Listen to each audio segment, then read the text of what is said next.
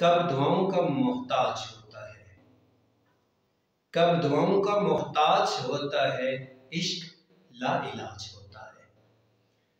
कब दुआओं का मोहताज होता है, इश्क लाइलाज होता है।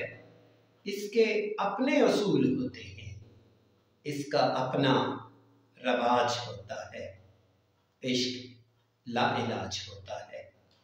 इश्क ऐन से इबादत है, इश्क ऐन से इबादत है। इश्क रूह का लिबास होता है।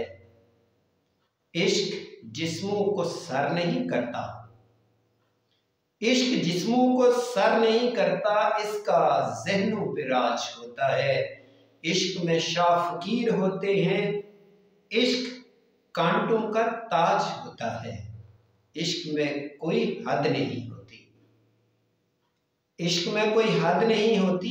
इश्क में कल ना आज होता है और इश्क खुद ही जुल्म करता है। इश्क खुद ही जुल्म करता है, इश्क खुद ही एहतजाज होता है। कब दुआओं का मोहताज होता है, इश्क लाइलाज होता है, इश्क लाइलाज होता है।